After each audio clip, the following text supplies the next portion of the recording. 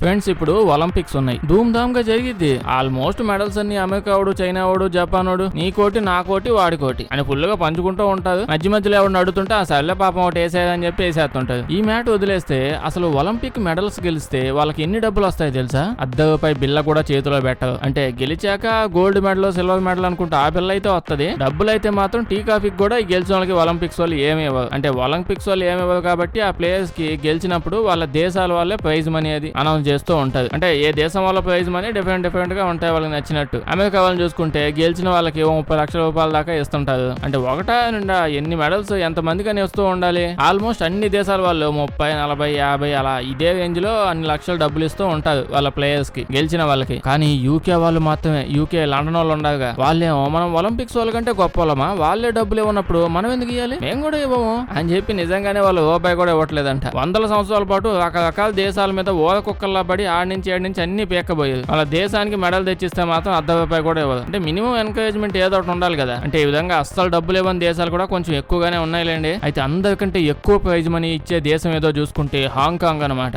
6.5 కోట్ల దాకా ఇచ్చిద్దంట మెడల్స్ గెలిచే వాళ్ళకి. సింగపూర్ వాళ్ళు చూసుకున్నా వాళ్ళు కూడా 6 కోట్ల దాకా ఇస్తున్నారు. కొన్ని దేశాల్లో వెహికల్స్, ఇంకొన్ని దేశాల్లో అపార్ట్మెంట్లు, అంటే వాళ్ళ దేశాల యొక్క సిచ్యువేషన్ బట్టి ప్రైజ్ మనీ అని డిసైడ్ చేసి పెట్టుకున్నారు. అయితే చైనా వాళ్ళు ఏమి ఇస్తున్నారు అనేదిగా మీ ఆశ. నాకు తెలుసు ఇండియా ఏమిస్తుందో తెలుసుకునే దానికంటే చైనా ఏమిస్తుందో తెలుసుకునే అర్థమే ఎక్కువ ఉంటది. చైనా వాళ్ళు ఏమి ఇస్తున్నారో ఎవరికి తెలియదు. కొత్త లతుకు వాళ్ళు నిజంగానే బయటకి ఏం చెప్పుకోవట్లా ఎవరికి ఎంత ఇస్తున్నారు, అసలు ఏమి ఇస్తున్నారు అనేది. అయితే ఏమైనా ఇస్తున్నారో లేదో నాకైతే తెలియదు. కొంతమంది న్యూస్ ఛానల్స్ వాళ్ళు అయితే వాళ్ళు కూడా హాంకాంగ్ వాళ్ళలాగా 6 కోట్లు అంతకంటే ఎక్కువ ఇస్తున్నారని చెప్తుంటారు. కానీ మనకు ఐడియా లేదు. మన ఇండియా అయితే మెడల్స్ గెలిచిన వాళ్ళకి 70 to 75 lakhs దాకా డబ్బులు ఇస్తూ ఉంటది. అయితే ఇండియాకి ఏం ఖర్చు ఉండదులే అని అనుకుంటున్నారా? ఓకే, మనకి ఎక్కువ మెడల్స్ రావట్లేదు ఒప్పుకుంటాను. కానీ ఊరికే రావని గోల్ చేసి అడిగే అంత రైట్స్ కూడా ఏం లేవులేండి. ఎందుకు వస్తాయి? చైనా వాడిని చూడండి, వాళ్ళు ప్రతి సంవత్సరం కత్తి డాలు పట్టుకొని ఒక మూట పెట్టుకొని స్కూళ్ళు అన్ని ఇన్స్టిట్యూట్లు తిరిగి వేటాడి మరి వాళ్ళ దేశానికి కావాల్సిన వేటగాళ్ళని ఎత్తుక్కుంటూ ఉంటారు. అంటే చిన్నప్పటి నుంచే ఎవరు బాగా ఆడుతున్నారో, ఎవరు ఎక్కువగా ఎంతూజియాజం చూపిస్తున్నారో, పర్ఫార్మెన్స్, ఇంట్రెస్ట్ అన్ని చెక్ చేసుకుంటారు. పిల్లల్లో ఎవరైనా ఉంటే ఉన్నారని తెలియగానే వెంటనే ఎత్తుకొచ్చి మారుతీవెంలో పడేసి తీసుకుని వెళ్ళిపోతారు. అంటే చిన్నప్పటి నుంచే మంచి ఫుడ్, మంచి ట్రైనింగ్, మంచి స్కిల్స్ డెవలప్ చేస్తూ ఉంటారు. ఆల్మోస్ట్ ఒలింపిక్స్ మెడల్స్ ఎక్కువ గెలిచే దేశాన్నిట్లో ఇలాగే పనిచేస్తూ ఉంటది. అమెరికా అయినా, జపాన్ అయినా. అంటే మన దేశంలో ఇలా పని చేయాలని నేనేం చెప్పట్లేదు, వాళ్ళు మరి ఎంత స్ట్రిక్ట్ గా ఏం చేస్తారో మనకు తెలియదు కాబట్టి. కానీ మన దాంట్లో సిచ్యువేషన్ చెప్పాలనుకుంటే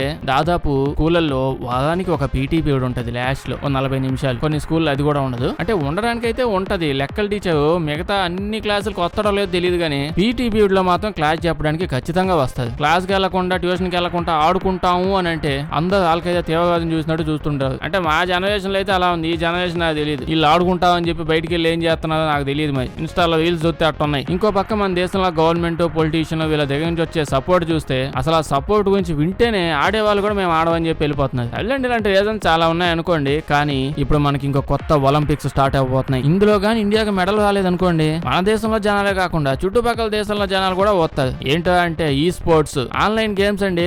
ఇట్టంగా ఆడుతుంటారు కదా ఆన్లైన్ గేమ్స్. దీనికి ఒలింపిక్స్ స్టార్ట్ చేయబోతున్నారు ఇప్పుడు. అది కూడా నెక్స్ట్ ఏడాది, వచ్చే ఏడాది నుంచే మొదలు పెడుతున్నారు. గ్లోబల్ ఈ స్పోర్ట్స్ ఫెడరేషన్ వాళ్ళు దీనంతా ఆర్గనైజ్ చేయబోతున్నారు. ఎక్కడో కాదు, అంటే ఇండియాలో కాదులేండి, హోస్ట్ కంట్రీగా గేమ్స్ అన్ని పెట్టాలిగా, దానిగా దుబాయ్ లో అరేంజ్ చేశారు. సో ఫైనల్ ఈవెంట్స్ అన్ని దుబాయ్ లో జరుగుతాయి. అది కూడా వరల్డ్ ట్రేడ్ సెంటర్ లో అంట. నాకు తెలిసిన ఇండియాలో సగం యూట్యూబ్ ఛానల్స్ లో సగం ఛానల్స్ గేమింగ్ కాదు, వ్లాగ్ ఛానల్ ఎక్కువ ఉన్నాయి. దాని తర్వాత ఎక్కువ ఉంది గేమింగ్ ఛానల్స్. న్యూస్ ఆన్ చేసే చాలు చిన్న పిల్లలు కూడా మొబైల్ కి అతకపోయి గేమ్ లో పడి దూరిపోయి నిద్రలో కూడా అదే కలవస్తున్నానని చూపిస్తున్నాడు. అక్కడంటే ఇప్పుడు చైనా, అమెరికాలో చూస్తే వాళ్ళు వేటను వెతుక్కుంటూ పోతున్నారు కదా గేమ్స్ కోసం. కానీ ఇక్కడ మన వాళ్ళు ఆల్రెడీ చిన్నప్పటి నుంచే మొబైల్ గేమ్స్ లో దూరిపోయి ఉన్నారు. ఇంక ఇప్పుడు ఇందులో కూడా రాలేదంటే ఇంకా వేస్ట్, చీప్, డెడ్ చీప్ అని చెప్పేస్తాను నేను. సో మెయిన్ ఈవెంట్స్ లాగే, అంటే ఒలింపిక్స్ లాగే మెడల్స్ ఇస్తారు. దేశాలన్నిటికీ రికగ్నైజేషన్లు ఉంటాయి. Main online games, event sports అన్ని ఉంటాయి. అంటే పబ్జీలు, కాల్ అవుట్లు, ఫీఫా ఈ టైప్ లో చాలా గేమ్స్ ఉన్నాయి. అన్నిటికీ ఈ స్పోర్ట్స్ లో ఒలింపిక్స్ అన్నమాట. నాకు తెలుసు చైనా వాళ్ళు, అమెరికా వాళ్ళు, జపాన్ వాళ్ళు మళ్ళీ మెడల్స్ అన్ని పంచుకోవడానికి ఎగబడతారని. అట్లీస్ట్ ఇందులో అయినా ఏలు పెట్టి నడ్డేలు కొట్టి మెడల్స్ అన్ని లాక్కొని రావాల్సిందే. ఏమంటారు? అందులోనూ 2 ఏళ్ళకోసారి జరుగుతూ ఉంటాయంటే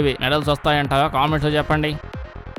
ఫ్రెండ్స్, ఇప్పుడు నేను మీకు కెయిట్ గురించి చెప్పబోతున్నాను. కైట్ కాదు, కెయిట్. ఇదిగో ఈవిడ ఒక ఆథర్. ఈవిడ రాస్తూ ఉంటది. ఏ సినిమాలకైనా అడగండి, పుస్తకాలు రాస్తూ ఉంటుంది. నాకు తెలుసు మీలో చాలా మందికి ఇంకా పుస్తకాలు రాస్తున్నా జనాలు చదువుతుంటారా అని డౌట్లు ఉన్నాయని. మనకి ఫోన్ తప్ప ఇంకోటి తెలియదు కాబట్టి బయట ఇలాంటి ఉంటాయని తెలియదు. ఆల్వేజ్ గా పాపులర్ పుస్తకాలు ఇప్పటికే ఉన్నాయి. ఈవిడ కూడా ఒక పుస్తకాన్ని రాసింది. అంటే ఎప్పటి నుంచో రాస్తూ ఉంది. ఫస్ట్ టైం ఒక పుస్తకాన్ని రాసి పబ్లిష్ చేసింది. అయితే మ్యాటర్ ఏంటంటే ఇక్కడ యాజ్ యూజువల్ గా కాంపిటీషన్ బాగా హెవీగా ఉంది. ఈవిడ రాసిన బుక్ నేమో క్రౌన్ ఆఫ్ స్టార్ లైట్. అదొక ఫ్యాంటసీ కథ లాంటిది. ఈ పుస్తకాలు రాసే వాళ్ళ ఇమాజినేషన్ బాగా హెవీగా ఉంటుంది లేండి, ఎంతైనా ఫ్యాంటసీ కదా. మన హ్యారీ పాటర్ లాంటి పెద్ద పెద్ద సినిమాలని ఇట్లాంటి పుస్తకాల నుంచే కాపీలు. అయితే ఈవిడైతే బుక్ రాసేసింది, పబ్లిష్ చేసింది, కానీ ఎక్కువ అమ్ముడు అవ్వట్లా. బయట ఫ్యాంటసీ మీద కాంపిటీషన్ హెవీ ఉంటది. ఈవిడ బాగా ప్రెజర్ ఫీల్ అయిపోయింది. ఫ్యాంటసీ అనేది హెవీ కాంపిటీషన్ జోనర్. గొప్ప గొప్ప ఆథర్స్ అన్ని పుస్తకాల మీద పుస్తకాలు రాసి వాళ్ళకి తప్ప ఇంకెవరి చదివే మూడే లేదనే రకంగా రాస్తున్నారు. సో ఇప్పుడు ఈవిడ బాగా ఆలోచించింది, మంచి బిజినెస్ టాక్టిక్స్ వాడి మన పుస్తకాన్ని పాపులర్ చేద్దామా అంటే ఇప్పుడు అయ్యే పని కాదని అర్థమైంది. సో ఇప్పుడు ఒక డిఫరెంట్ ప్లాన్ వేసుకుంది. పుస్తకాలు అమ్ముడు అవ్వాలంటే ఇప్పుడు పాపులర్ అని తెలియాలి, కానీ అది లేట్ ప్రాసెస్. అదే ఈవిడతో పాటు మిగతా వాళ్ళు పబ్లిష్ చేసేది ఆ పుస్తకాలన్నీ వరస్ట్ గా ఉన్నాయని తెలిస్తే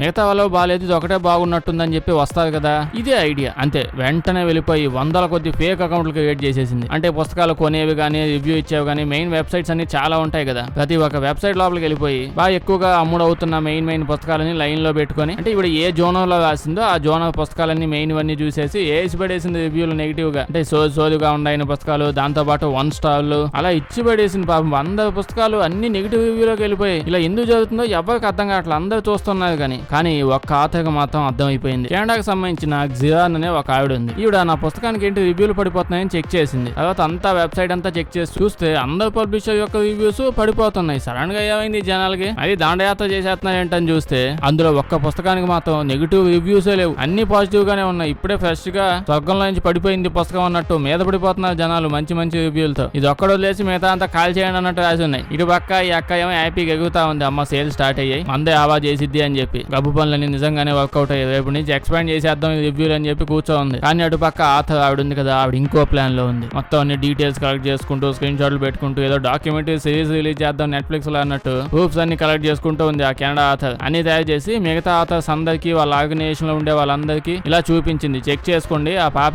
ఈ విధంగా చేస్తుంది, అందుకే ఈ విధంగా అవుతుందని చెప్పి లాస్ట్ కి ట్విట్టర్ లో ట్వీట్ కూడా చేసింది. ఇదంతా తెలిసాక ఈవిడికి ఇంకా భయం వేసింది. భయం వేస్తే మామూలుగా ఎవడన్నా ఏం చేస్తాడు, చేస్తే ఓకే నేనే చేశాను, తెలియజేశాను అని చెప్పి అంటారు. లేకపోతే నేనేం చేశాను నాకేం తెలియదు, నేను మరీ అంత చీపుగా కనిపిస్తానా అని అంటారు. ఈవిడ 2 కాదు, ఈవిడ 3వ రకం, నిజానికి అదో రకం. ఈవిడ ఏం చేసిందంటే ఇంకొక ఫేక్ అకౌంట్ క్రియేట్ చేసింది, బెల్లీ లిల్లీ. ఈ బెల్లీ లిల్లీ ఈ అమ్మాయి యొక్క ఫ్రెండ్ అనమాట. ఈవిడ పెట్టిన పోస్ట్ లో ఆ స్క్రీన్ షాట్ల ప్రకారం అంటే వాళ్ళిద్దరి మధ్య చాటింగ్ జరిగింది అన్నట్టు రిలీజ్ చేసింది. అందులో ఏముంది, నిజానికి నేను చాలా మంచిదాన్ని, నేనేమో విలువలే ఆస్తులు అన్నట్టు బతుకుతూ ఉంటే బెల్లీ లిల్లీ వచ్చి నన్ను గిల్లి పోస్ట్ చేసేసింది. అలా చెయ్యి, ఇలా చెయ్యి, ఫేక్ అకౌంట్ క్రియేట్ చేయి, అప్పుడే నీ పుస్తకాలు బాగా పెరుగుతాయి, ఇదే మంచి రూట్, ప్రతి ఒక్క ఖాతా ఇలాగే చేస్తారు అని అబద్ధాలు చెప్పించి నా చేతి చేయించేసింది. కావాలంటే చూడండి అని చెప్పి మెసేజ్ చేసినట్టు ఆ స్క్రీన్ షాట్లు ఉన్నాయి కదా వాటిని పెట్టింది. అంటే అంత తెక్కులోలా కనిపిస్తుంది. మరి జనాలకు నమ్మలేదులేండి, మేము నమ్మమని చెప్పని సరే, అయితే నమ్ముతారో నమ్మ విషయాన్ని పక్కన పెట్టేయండి. ఈ చాటింగ్ లో కూడా నేనే చేశా అన్నట్టే ఒప్పుకుంది ఓ సైడ్. ఇప్పుడు క్రియేట్ చేసింది ఫేక్ దైనా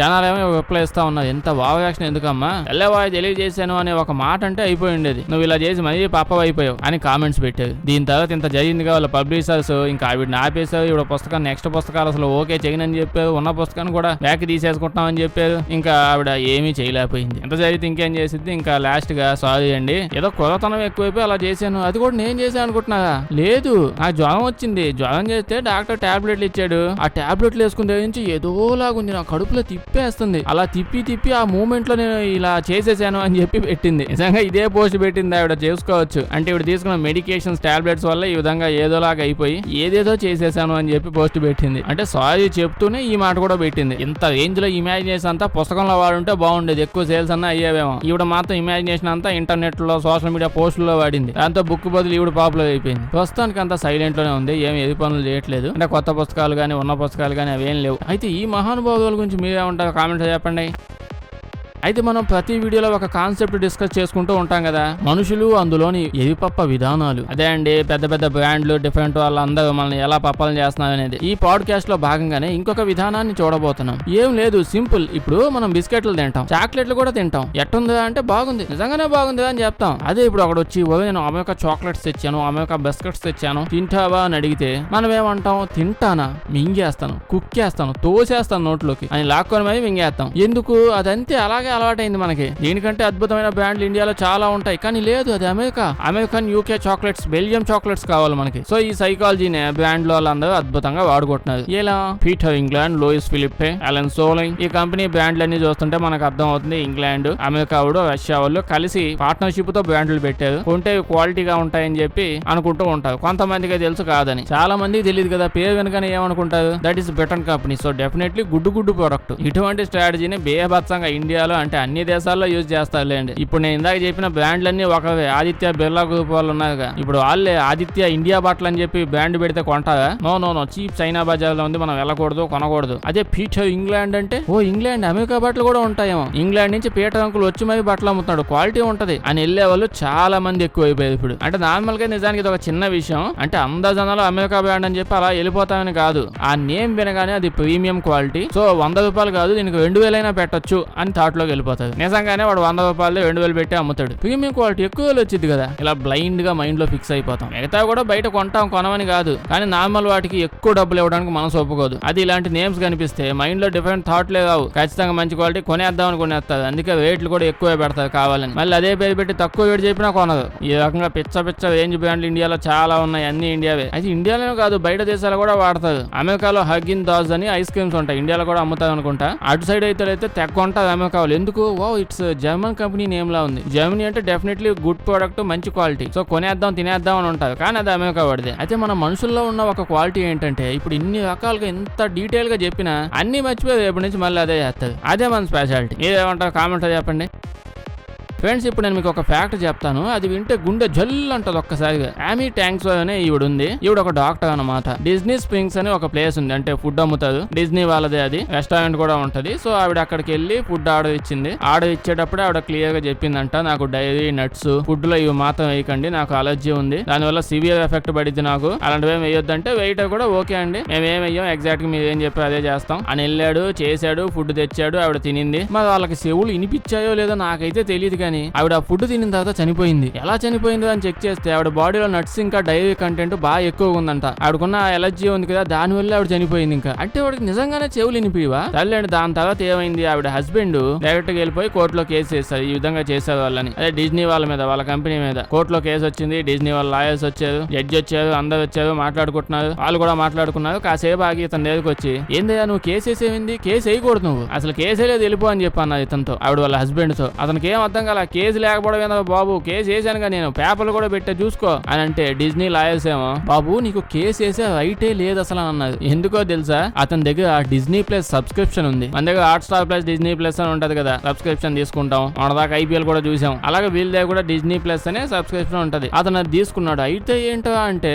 ఇప్పుడు మనం అది సబ్స్క్రిప్షన్ తీసుకునేటప్పుడు కానీ ఇలా డౌన్లోడ్ అవన్నీ చేసినప్పుడు టర్మ్స్ అండ్ కండిషన్స్ వస్తుంటాయి, అన్నిటికీ ఓకే ఓకే ఓకే ఒక్కొక్కుంటా పోతాం. రేపు నుంచి మీ ఆస్తి అంతా నాదే అని చెప్పినా చదివే ఓపిక లేదు మనకి. ముందు ఓకే చెప్పి ఏది కావాలంటే అది తీసేసుకుని, నాకు పని ఉంది వేరేది అని టిక్కులు కొట్టుకుంటా పోతాం. అందులో డీటెయిల్డ్ గా రాసిందంట, ఓే ఇలా నీకు మా డిజ్నీ వాళ్ళకి మధ్యలో ఏం ప్రాబ్లం వచ్చినా తప్పు మొత్తం నీదే అని నువ్వు ముందే ఒప్పేసుకుంటున్నావు. అసలు ఏం జరిగినా నువ్వు మా మీద కేసు వేసే రైటే నీకు లేదు. అలా వేల లైన్స్ ఉంటాయి కదా టర్మ్స్ అండ్ కండిషన్ల ప్రతి ఒక్కరి, అందులో ఒక చిన్న లైన్ ఇది కూడా ఉంటదన్నమాట. అసలు ఎవరికి మా మీద కేసు వేసే రైటే లేదు. అంటే కేసులో ఓడిపోవడం కాదు, కేసు కూడా వేయకూడదు. ప్రస్తుతానికి కేసు అయితే ఇంకా కోర్టులో నడుస్తూ ఉంది. జడ్జి గారు ఏం చెప్తారో చూడాలి. ఈ న్యూస్ బాగా వైరల్ అవుతూ పోయింది, సోషల్ మీడియా న్యూస్ లో కూడా తెగేసారు. దాని తర్వాత ఇంకా డిజ్నీ వాళ్ళు కూడా ఓకే మరి మనిషి చనిపోయారు ఒక సైడ్ అటు సైడ్, ఈ రకంగా ఉండడం తప్పు, కేసు నడుస్తూ ఉంటదని కేసు అయితే జరుగుతుంది. ఇప్పుడు స్టార్టింగ్ అయితే ఇదే చెప్పారు, మీరు కేసు వేసే రైట్స్ మీకు లేవు, మేము అగ్రిమెంట్ రాసుకున్నాం, అంటే సబ్స్క్రిప్షన్ తీసుకున్నాం కాబట్టి అగ్రిమెంట్ అయిపోయింది అని చెప్పి అన్నారు. ఆ తర్వాత కొన్ని రోజులకి కాల్ జరిగింది కదా, ఓకే కేసు యాక్సెప్ట్ చేసి జరుగుతుంది కోర్టులో. దీని తర్వాత కేసు ఇప్పుడు నడుస్తుందో పరిగెడుతుందో ఈ విషయం వదిలేస్తే మీరేమంటారు, ఏం నడుస్తుంది? మంచి సినిమాలకి ప్రైమ్ లో అవి సబ్స్క్రిప్షన్ దిట్టంగా తీసుకున్నారా? రేపు ఎవడో ఒకడు వచ్చి మనల్ని బిల్డింగ్ మీద తోసేసి, ఏ నువ్వు అరవకూడదు, ఇలా మేము తోసేసినప్పుడు నువ్వు అరవనని సైన్ చేసావు, అరవకుండా కింద పడిపోవాలి నువ్వు అని అన్నా అంటాడు. ఓకే కొంతమంది అనొచ్చు, మా దగ్గర అట్లాంటివి ఏం లేవయ్యా, మాదంతా ఐబొమ్మ బ్యాచ్ అని అంటారా? ఏంది మామూలు వీటికే సబ్స్క్రిప్షన్లు ఉంటాయి అనుకుంటున్నారు ఏంది? ఈ ఫోన్ లో అన్ని యాప్లు ఉన్నాయి, అన్నిటికీ ఎగ్గి అని మనమే అన్ని చోట్ల తాకట పెట్టేసామో. నేను ఎన్నిసార్లు చెప్తూ ఉంటానండి, మన కల్కి అవతారం 2898 అప్పుడు దాకా ఆగే అంత లేదు, 2098 కే తెచ్చేసేలా ఉన్నాం. అయినా నాకు తెలిసి దేవుడు వచ్చి చెడుని సంహరించే అంత టైం మనం ఇవ్వం. ఈ లోపే చెడులో మునిగి తేలిపోయి అందరు పైకి పోతారు. ఇంకెక్కువ లేదులేండి. మీరేమంటారు కామెంట్స్ చెప్పండి. వీడియో నచ్చుంటే లైక్ చేయడం మర్చిపోకండి. ఇలాంటి వీడియోస్ ఇంకా కావాలంటే మా ఛానల్ చెక్ చేసి చూడండి, అలాగే సబ్స్క్రైబ్ చేసేయండి.